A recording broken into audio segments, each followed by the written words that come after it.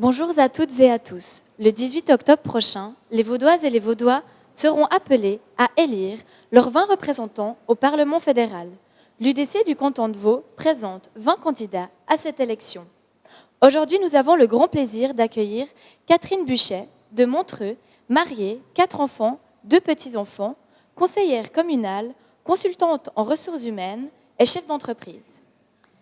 À ses côtés, nous accueillerons le docteur Thierry Dubois de JI, 53 ans, marié, 2 enfants municipales et spécialiste FMH ORL. Bienvenue madame, monsieur. Bonjour. Bonjour. Je vous laisse prendre place.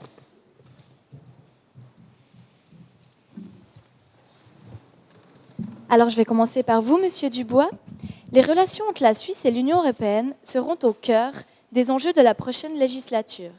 L'UDC s'engage en faveur d'une Suisse indépendante et souveraine. Quelle est, selon vous, la bonne voie? Vous parlez de bon sens, mais c'est ce qui nous manque le plus actuellement. La Suisse a toujours été considérée comme une terre d'accueil. Cet accueil est important, nous le faisons et nous le ferons. D'ailleurs, dans le canton de Vaud, nous sommes un peu les champions de l'accueil, avec une population étrangère qui tourne à 33% environ. 33%, c'est 240 000 personnes, c'est 12 fois la ville de Nyon, c'est important. Et ce chiffre n'arrête pas d'évoluer, malheureusement, il monte. Et il faut vraiment prendre des mesures. Au niveau de l'ouverture, je dirais que si c'est une ouverture tout azimut, je ne suis naturellement pas favorable. Mais pour une ouverture sur le monde, pour une ouverture où l'immigration est voulue et contrôlée, je pense qu'elle est absolument indispensable pour notre évolution et aussi naturellement pour nos entreprises. Je vous remercie, madame Buchet, je me retourne vers vous. En 2014, Lausanne était la ville la plus dangereuse de Suisse. L'UDC a fait de la sécurité publique un enjeu central dans son combat politique. Selon vous, comment expliquer l'insécurité lausannoise et comment y remédier? Alors, j'aimerais tout d'abord préciser qu'un sentiment d'insécurité naît d'une zone finalement défavorable ou un quartier sensible. Pour y remédier, les politiques doivent trouver des solutions à court terme, à moyen terme et à long terme. Je vous donne un exemple. Le jour, un matin, nous pouvons trouver une seringue dans un préau d'école. Que faire? Tout d'abord, il y a des solutions à court terme. On doit absolument appeler rapidement la commune pour qu'ils puissent enlever ces seringues avant que les enfants arrivent à l'école. Ensuite, il y a des solutions à trouver sur le moyen terme. Si cette solution perdure, ou cette situation perdure, pardon, il va falloir évidemment engager d'autres moyens, c'est-à-dire peut-être gérer la fermeture du préau à certaines heures.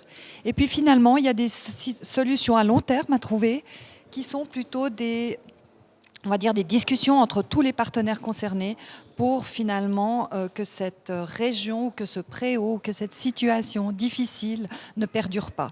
En conclusion, pour ma part, il est important que le politique et l'UDC en règle générale donne les moyens aux acteurs concernés de pouvoir bien faire leur travail et justement favoriser des zones où le sentiment de sécurité est là. Je vous remercie. Monsieur Dubois, dans notre canton, beaucoup de jeunes ont des difficultés à intégrer le marché du travail. L'UDC a toujours témoigné son soutien à une formation scolaire orientée sur les réalités économiques, afin de favoriser l'intégration des jeunes sur le marché de l'emploi. Que peut-on entreprendre selon vous? Voyez-vous, nous avons une belle jeunesse, il faut lui faire confiance, mais il faut leur donner les moyens à ces jeunes de se battre pour arriver. Et ce n'est pas facile.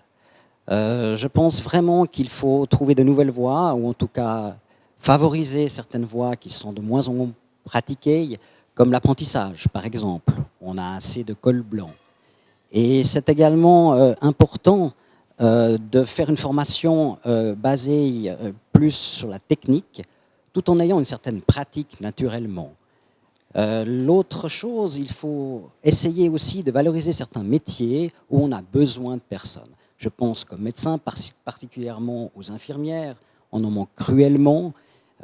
Chaque année, c'est difficile d'en trouver. On a beaucoup de personnes étrangères à ce niveau-là qui pourraient être remplacées par des Suisses. Mais pour moi, ce n'est pas le plus important. Le plus important, en fait, c'est de transmettre à nos jeunes une certaine passion. Et c'est la passion du travail qu'on doit leur donner, parce qu'avec la passion, je pense qu'on arrive à déplacer des montagnes. Merci. À vous, Madame Buchet. Les Vaudoises et les Vaudois ont contribué à redresser les finances cantonales en ayant accepté une fiscalité peu attractive en comparaison intercantonale. Êtes-vous favorable ou non à une diminution des charges fiscales? Et si oui, qui doit prioritairement en profiter et pourquoi? Oui, absolument. Pour moi, il y a deux grandes catégories qui doivent en profiter. Tout d'abord, les familles, car ce sont elles qui ont contribué ces dernières années à l'assainissement des finances vaudoises. J'aimerais juste citer un chiffre. Entre 2003 et 2013, la dette est passée de 8 650 millions à 475 millions. Donc pour moi, ça, c'est les premiers bénéficiaires de cette diminution de la charge fiscale. Et puis la deuxième chose, c'est la création d'entreprises. Pourquoi? Parce que plus on va créer de nouvelles entreprises, plus on aura de l'emploi, on va favoriser l'emploi, plus on va diminuer notre chômage, mais on va aussi augmenter nos recettes fiscales. Et comment le faire? On devrait favoriser pour ces entreprises une baisse de cette charge fiscale, de la fiscalité, et puis aussi essayer de se concentrer sur un développement durable de celle-ci sur notre territoire. Merci beaucoup. Je vais vous poser une dernière question à tous les deux, une question plutôt personnelle cette fois-ci. Avec quelle personnalité souhaiteriez-vous dîner et de quoi voudriez-vous parler? Je dirais par boutade un peu avec le diable, pour voir si le diable c'est un UDC ou un socialiste habillé en Prada. Non, je plaisante tout simplement avec ma femme, avec un bon groupe d'amis, pour refaire le monde autour d'une bonne bouteille. Alors, si vraiment je pouvais choisir, j'aimerais discuter avec Jean-Marc Bonan, qui est un avocat de conviction, qui a une culture acérée et qui a un art oratoire divin pour moi. Mais en règle générale, je dirais que tout citoyen, toute personne que je pourrais rencontrer me ferait plaisir de discuter avec elle et de partager un repas. Merci infiniment d'avoir répondu à nos questions et je vous souhaite à tous les deux une excellente campagne. Merci bien.